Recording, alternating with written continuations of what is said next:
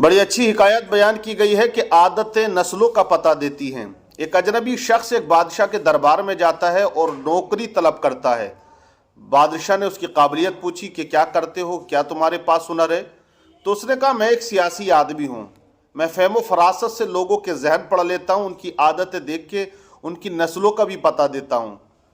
तो बादशाह ने उसे अपने अस्तबल के घोड़ों का इंचार्ज बना दिया और वहाँ वो घोड़ों की देखभाल करता रहा। एक दिन बादशाह ने उससे पूछा कि जो मेरा ये बड़ा घोड़ा है, जो सबसे महंगा घोड़ा था, अच्छा घोड़ा था, उसके बारे में दरियाफ्त किया, ये घोड़ा कैसा है? तो कहा, हजरत ये घोड़ा नस्ली नहीं है। बादशाह ने जब इतना सुना कि नस्ली नहीं है तो उसको बुलाया जिससे वो घोड़ा खरीदा था, उससे कहा कि क्या ये घोड़ा नस्ली नहीं है? कहा, हुजूर ये नस्ली है, लेकिन जब ये पैदा हुआ तो इसकी विलादत पर ही इसकी माँ की मौत हो गई थी और इसको हमने एक गाय के दूध पिलाकर इसको पाला और ये गाय के साथ ही रहता था।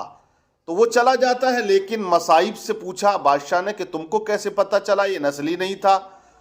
तो उसने कहा, जो इंचार्ज था जिसको रखा था सियासी आदमी को, तो उसने कहा कि जब ये घास खाता था तो अपना सर झुका के खाता था, और नस्ली घोड़ा वो होता है जो मुंह में घास लेकर सर उठाकर खाया करता है। तो मैंने इसकी आदत से इसकी नस्ल का पता लगा लिया।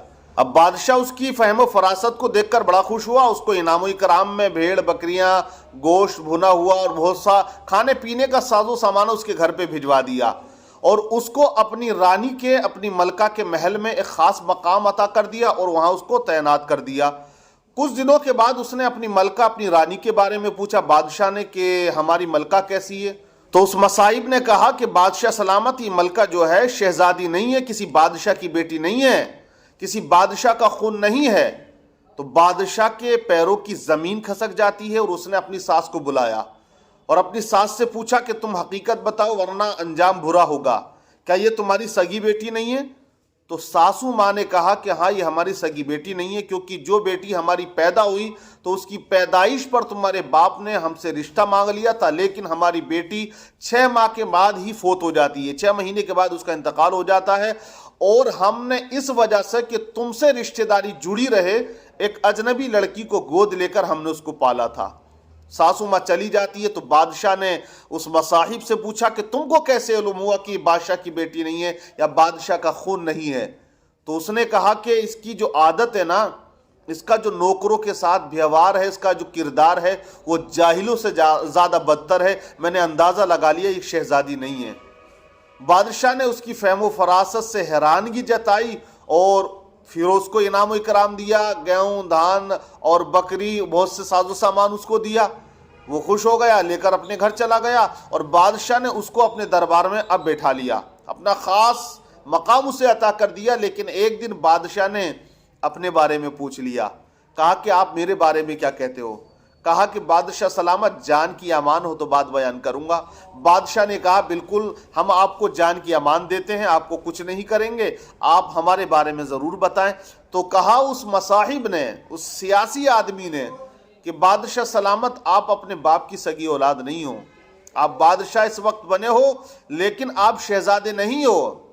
जब ये बात सुनी तो उसके पैरों की ज़मीन खसक जाती है और उसने अपनी माँ के महल में जाकर अपनी माँ से पूछा कि माँ, तुम हकीकत बयान करो, क्या मैं एक बादशाह की औलाद नहीं हूँ? क्या मेरी रगों में एक बादशाह का खून नहीं है?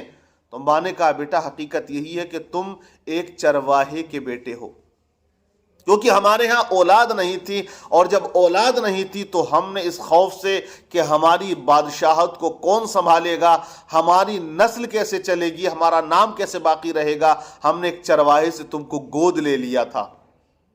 जब इतना सुना तो बादशाह सलामत ने उस मसाहिब को बुलाकर पूछा कि ये बताओ भाई कि तुमको कैसे इल्म हुआ कि मैं शहजादा नहीं हूं, मैं एक बादशाह का बेटा नहीं हूं? तो उसने कहा कि मैंने आपके अंदाज से, आपके अखलाक से आइडिया लगाया कि जब बादशाह खुश होते हैं तो बादशाहों का मिजाज ये होता है कि वो तोहफे में खुश होकर हीरे जवाहरात देते हैं, सोने चांदी देते हैं, लेकिन जब आप खुश होते हो तो बकरियां देते हो और अनाज देते हो, भुना हुआ गोश्त देते हो। तो मैंने अंदाज़ा लगा लिया कि आप नस्ली बादशाह नहीं हो।